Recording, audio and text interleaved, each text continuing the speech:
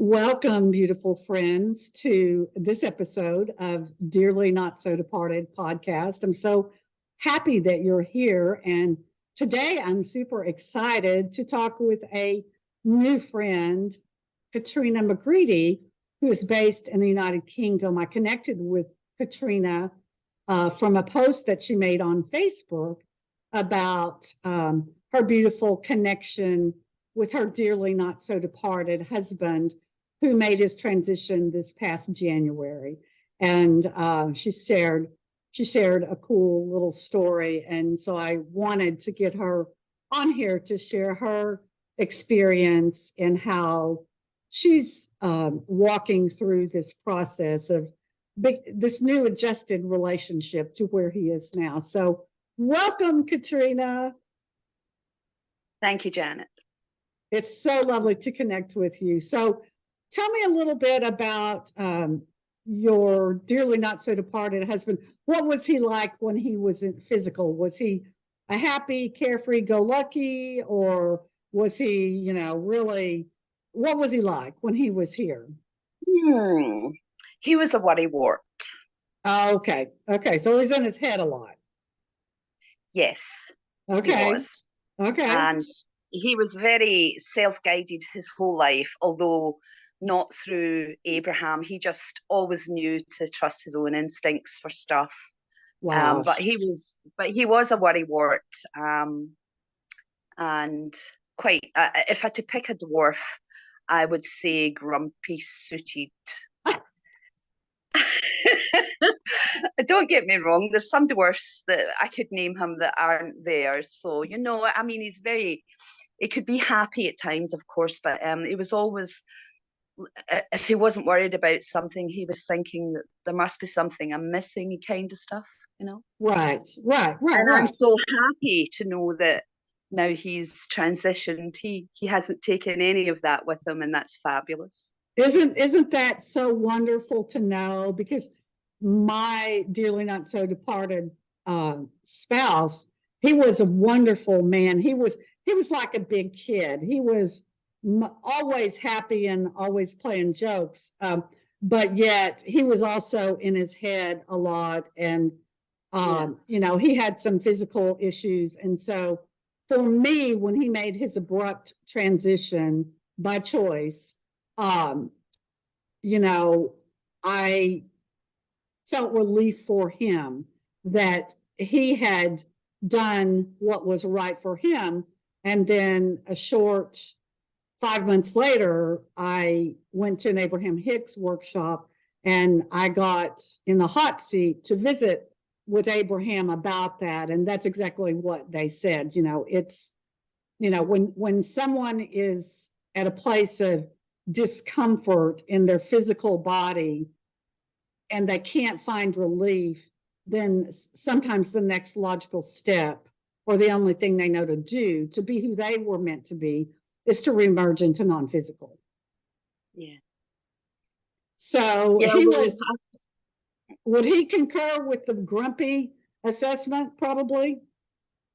Yeah, he would. Although, I don't mean to do him a disservice. He was a wonderfully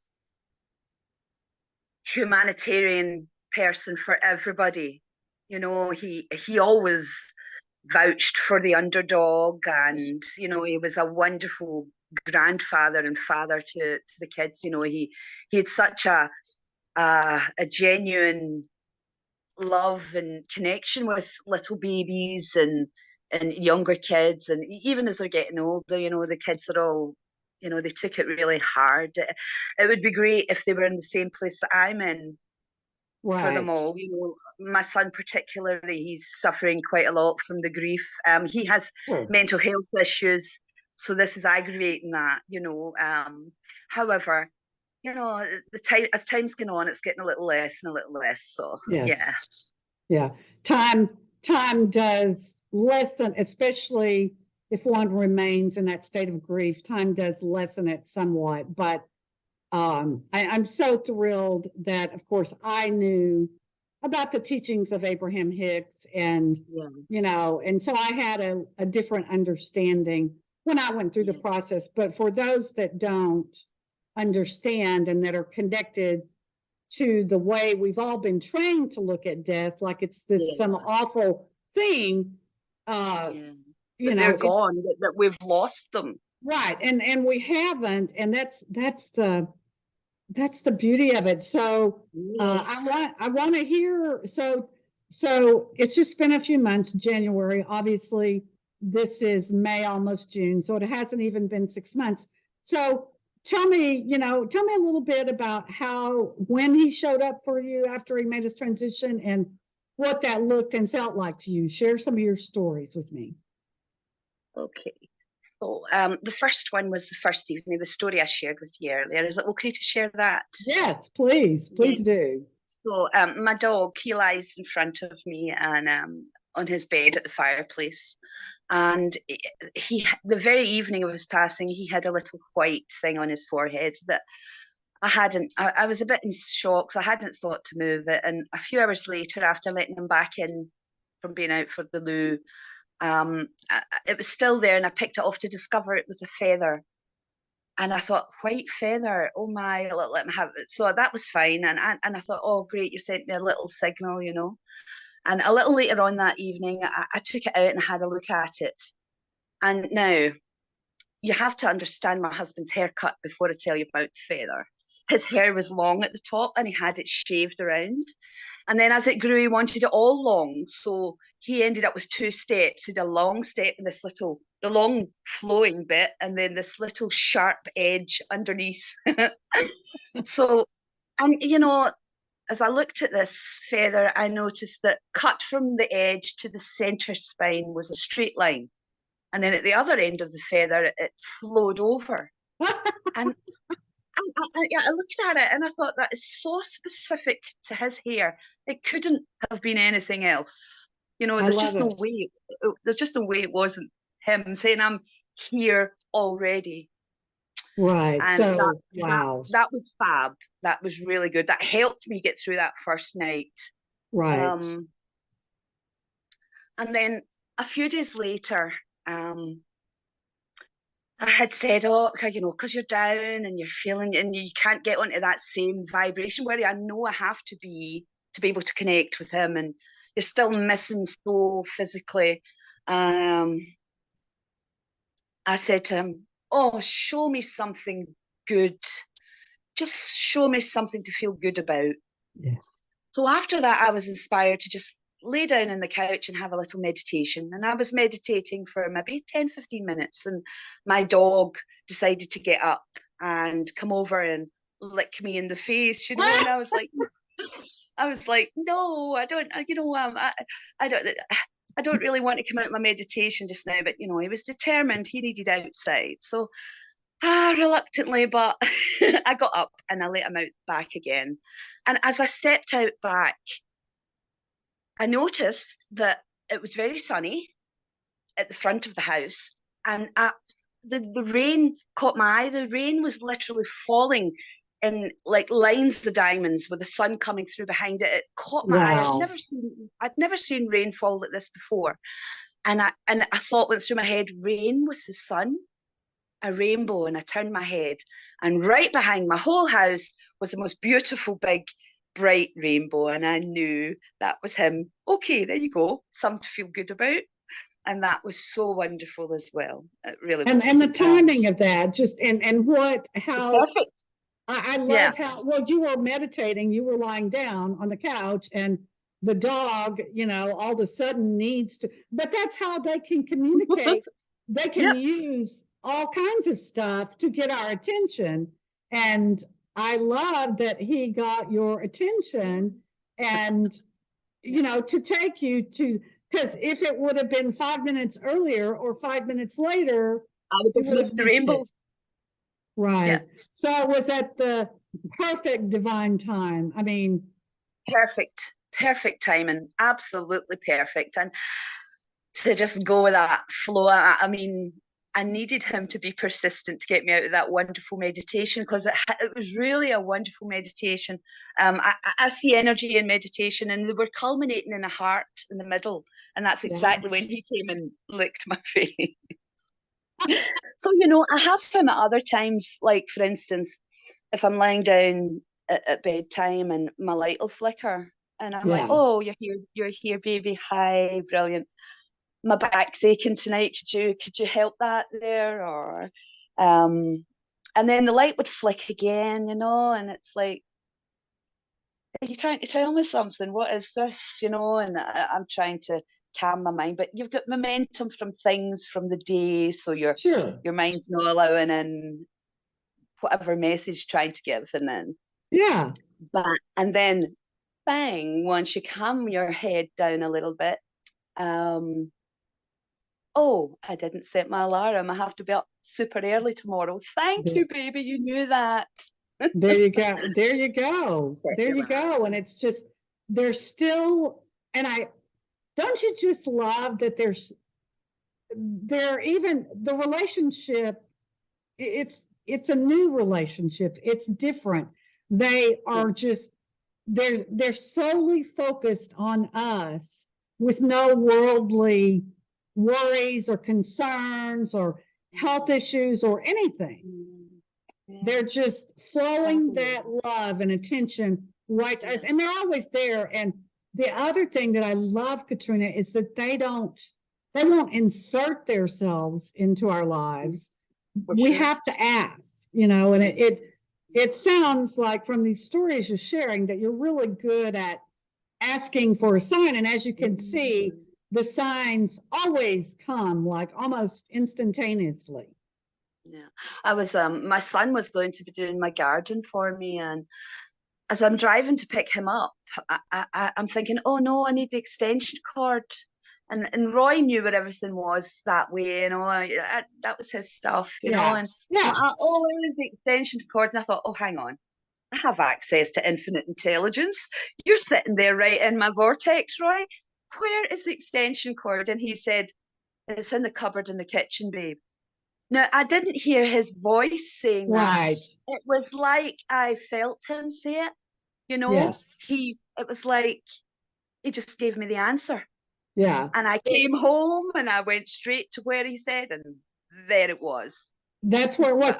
And I understand because I have heard those voices too. Right after my husband made his transition, I had he made his transition 2 weeks before Christmas of 2007. And so after his memorial service, the following weekend, we normally had like a Christmas gathering for my family, my mother and my 2 brothers and their families, and my daughter and her husband. And we had a new granddaughter. And so they came to our house, and I was standing, there was a lot of people in the house, and I just needed a moment to myself. And I walked out onto the back porch area, and we had a swimming pool. And this was obviously, like I say, this was in late December, and it's cold. It gets cold here in Texas, but at that time of year.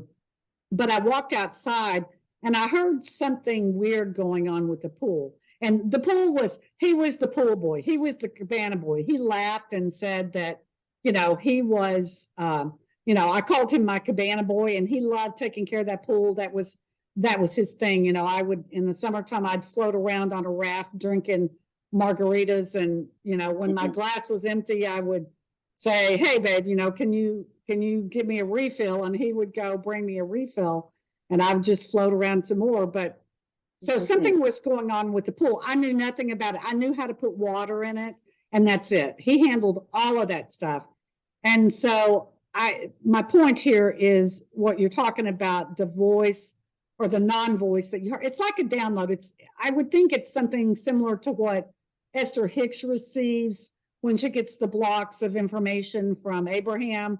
Yes, it's not a voice, but it's a vibration, maybe. I don't know. It must be, yeah. And we're just picking it up as the answer to what you've said. It's as if you feel it, the answer. You don't hear the words, you just feel what the vibration is. That's the perfect way to put it, Katrina, you feel the answer. We're able to, however way, and it sounds like the way it works for you is very similar. I know it works differently for different people, but it sounds like it works pretty similar for you the way it does for me.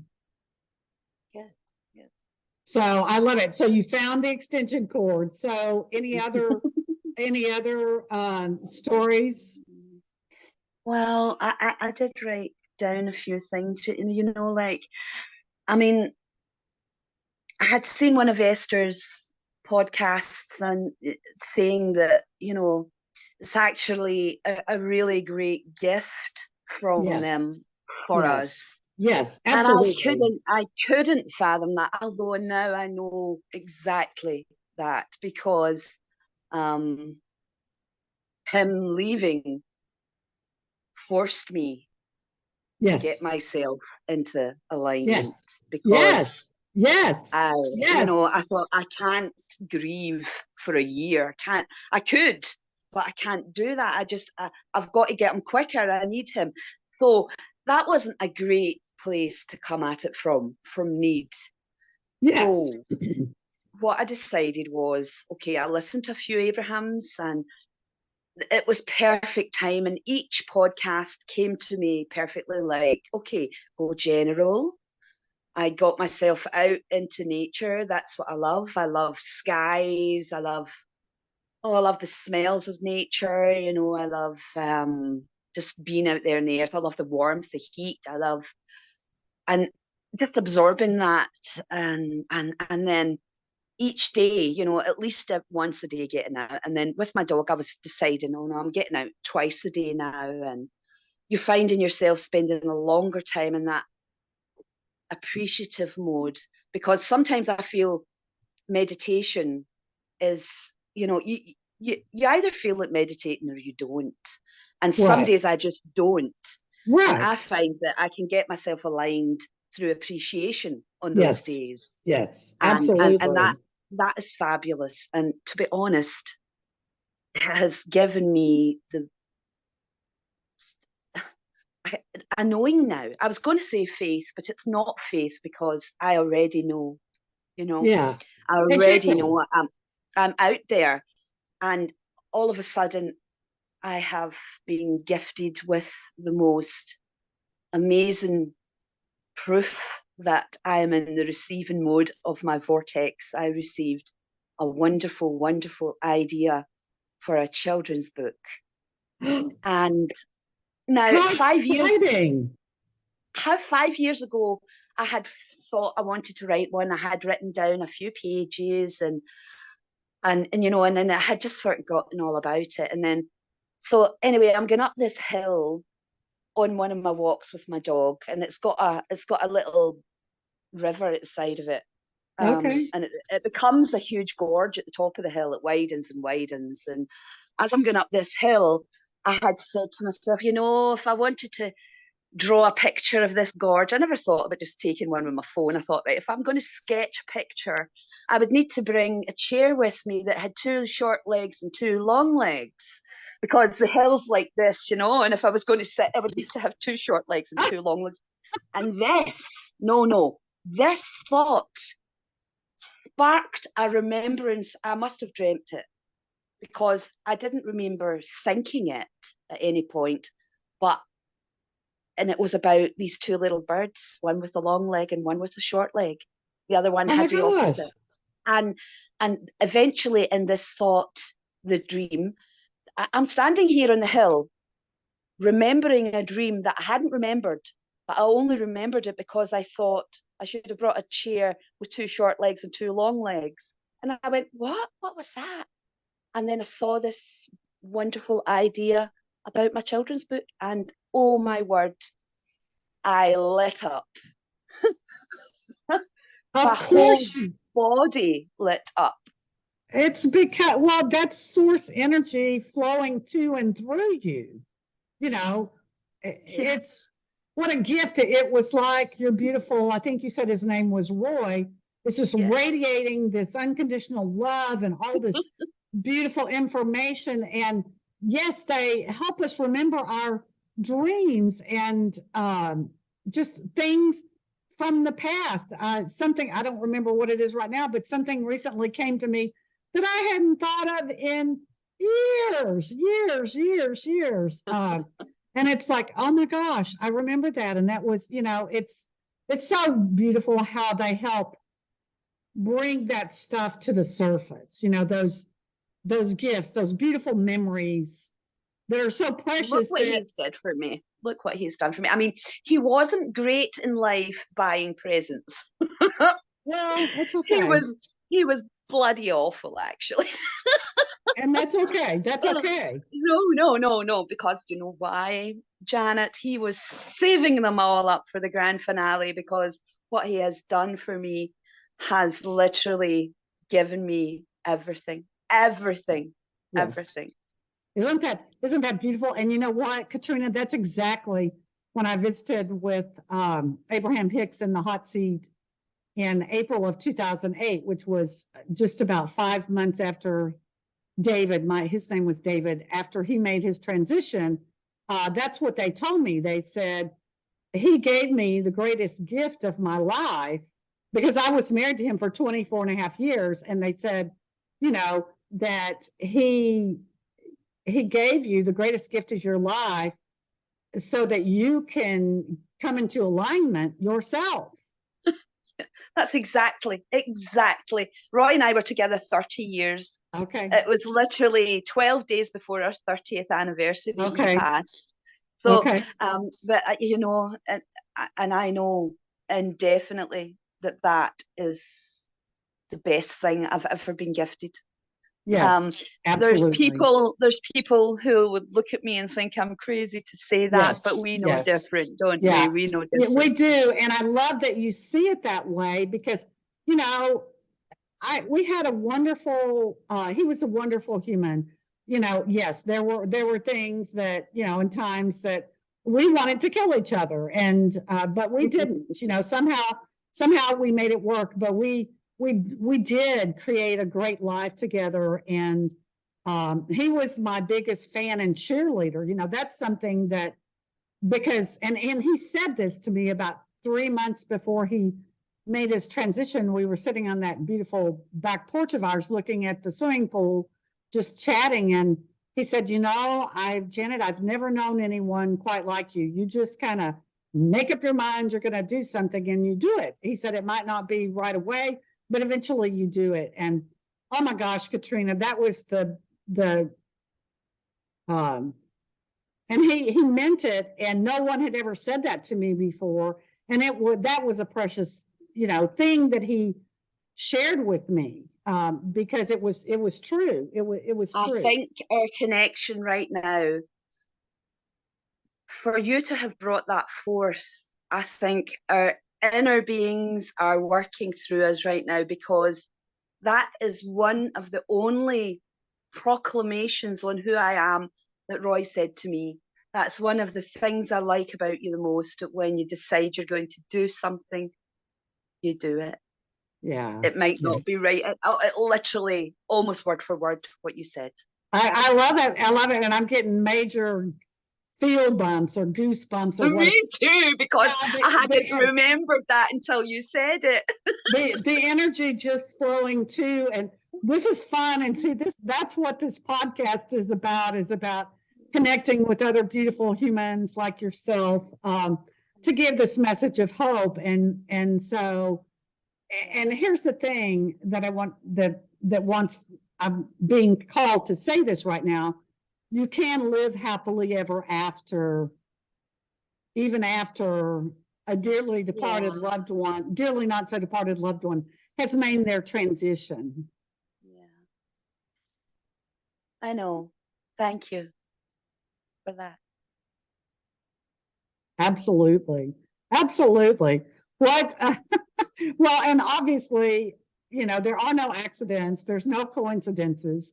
So there is a reason why we connected, why I saw your post in divine timing and why you posted it then. And then you were open and willing and excited about connecting and being, having this conversation with me. Yeah, because I understand how many people can hang on to the wrong thoughts for too long. Yeah. They don't need to suffer as much as we do.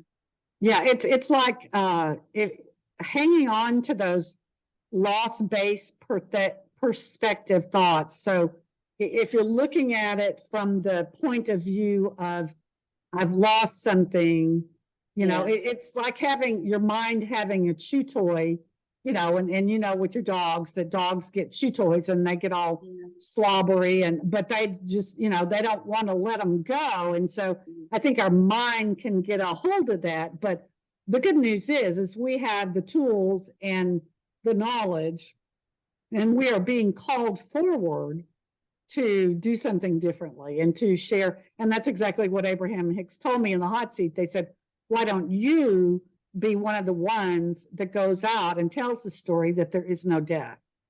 Yeah, fabulous. And now you're doing it, Janet. Wonderful. Thank you for that. I'm so pleased to be here.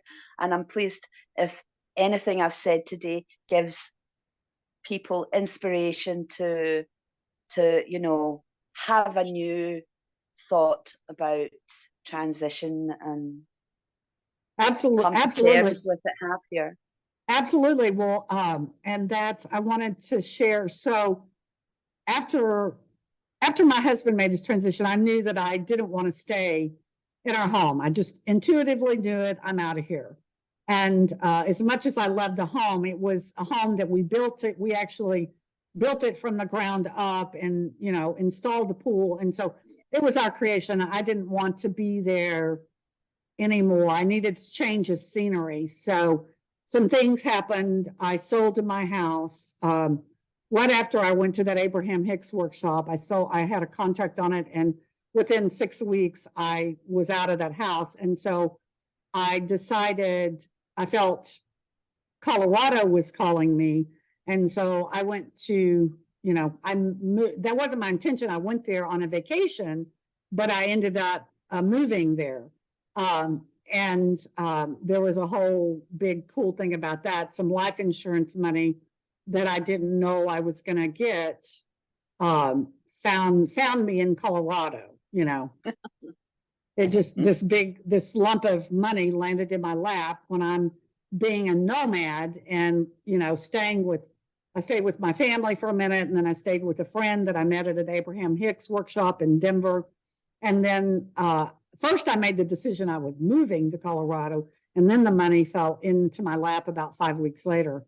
So that was kind of cool. But so I rented a condo, and I got in Denver, and I got all situated. I had brought some plants with me. There was a red geranium that my husband had planted, and this thing had been in the pot, and we had it on our front porch, and I transported it. So it went through a lot, because it went through a move to a temporary home with a friend, and then my brother and I put it on the moving truck and moved it, you know, 15 hours to Colorado. And then I moved it out I put it in my condo, and it just loved it. And right before my birthday's in February, and at the end of January of 2009, January 2009, in the middle of winter, so January, geraniums don't bloom in January. Well, this flower started to bloom. So I knew it was a gift from him. And the other thing that I did, I had an ottoman, and I had this little round candle holder. It was about this big, and I had a candle on it. And I don't know, I wasn't paying attention. I think I actually fell asleep on the couch with the candle burning.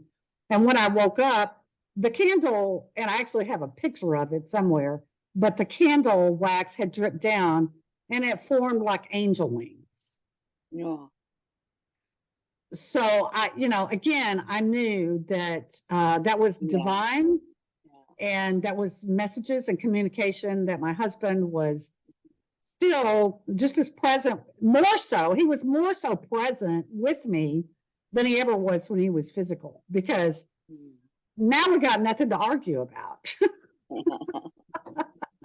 Now, you know, you can't argue with them. Now Roy knows all the stuff that he thought I was, my voodoo stuff was actually true. Isn't that funny that maybe and my husband wasn't, he did, whatever, he kind of would follow along with whatever I did. One time I took a meditation class. This was before I found the work of Abraham Hicks, but I took a meditation class. And so a little while later, there was such a drastic change in me. I mean, one of my friends even said, she said, wow, you even look different, And there was something that shifted in me like big time, energetically. And so both of them ended up coming with me to the meditation class. And then there was a period of time where he and I would sit in silent meditation for about 15 minutes a day. And we did that together for a while, but he would kind of follow along. And the cool thing is that, he wasn't really, because back in 2006, when I found Abraham, there was no YouTubes of Abraham, what we have today. None of that was there. So I found Abraham Hicks through the original version of the movie, The Secret. And they were the ones out of all those spiritual people that resonated strongly with me. I felt a call to them. And then I had some contrast happen with my daughter, and a friend recommended me to read the book Asking It Is Given. And so I read the book, and it was so like, I was like, whoa, I understood it on a vibrational level, but my human self was trying to but it felt good, it resonated. And so he actually went with me to his first Abraham Hicks seminar in November of 2007. And then 3 weeks later is when he made his transition. And so, whatever, I don't question that, because he got whatever he needed out of that. Yeah. Well, I hope to go to an Abraham Hicks convention in Amsterdam in May this year. But, I was thinking about it around about March time, and I thought of, money wise, and then I didn't want to pick up the wrong end of that stick. So I thought, okay, universe, I want to go. I know I can. I don't care how or know how, but I'm going to leave it in your capable hands. And just before, well, it was about a fortnight just before the actual convention, and my father said to me, book it. Go, let's go, I'll come with you. And when I looked on, unfortunately, it was sold out for this year. So I still feel absolutely fine. I thought, no, it's going to be next year's convention. That's the one I'm meant to go to. So that's what we're going to do. We'll go to the fingers crossed. I would love to come to Amsterdam and see them. So maybe we'll just set that intention that I'm going to be in Amsterdam next year, and that we will meet and we will have some fun. Yeah, that sounds like a plan. Yeah. Fabulous. So, are there any more stories or anything else you want to say before we wrap things up? Let me have a wee look. I wrote a few things down. I'm just wondering if I've said everything.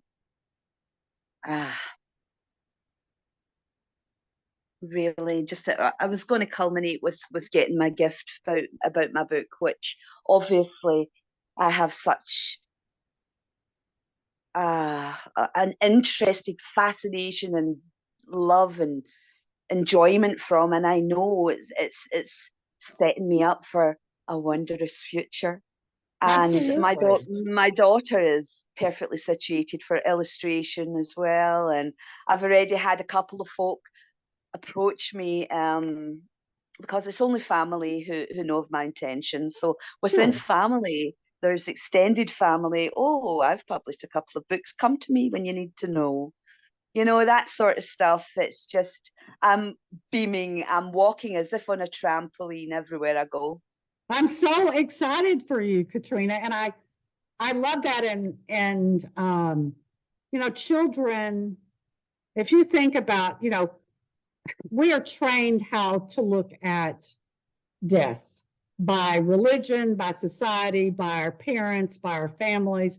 Every single thing, we are trained and taught to look at it this way, because think about little children.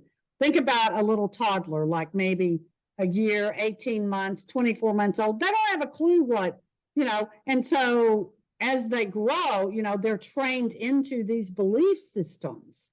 And so I really like looking and approaching life through the eyes of a child, that innocence of a child before having all this other stuff piled on and layered on.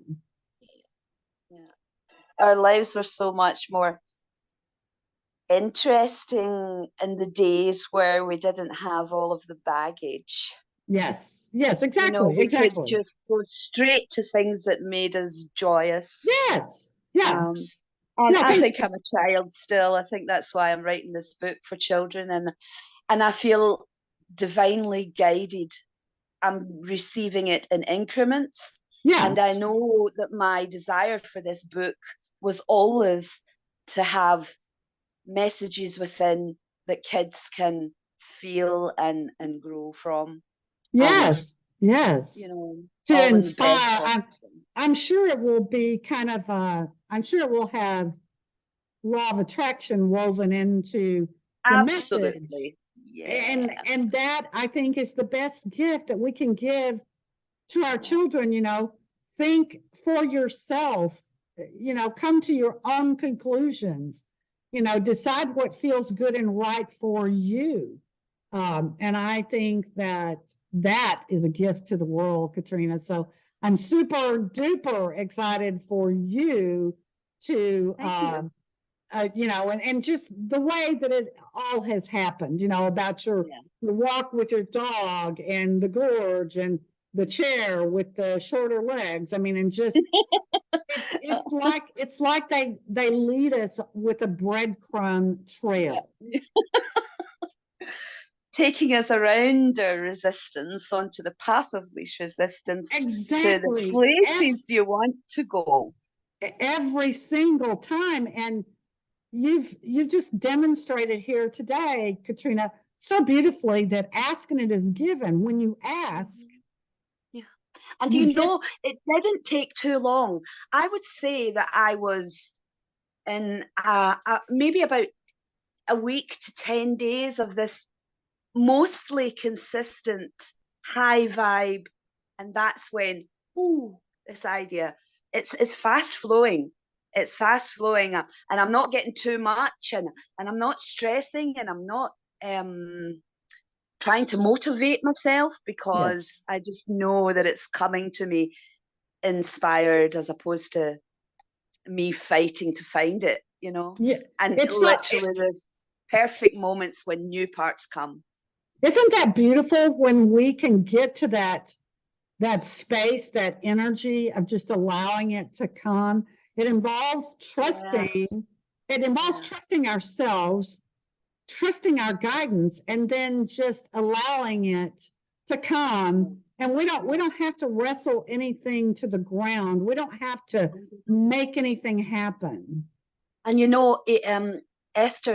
Abraham's accurate in everything, but especially in that he said that, oh gosh, I'm forgetting, I'm having one of those senior moments here. What was it I was going to say? It was something about, it's not a goal, it's not being at the end result, which of course is me going to have lots of amazing things for me and every single person I love. But it's so exciting in the doing part, and the knowing that this is the thing. You just know.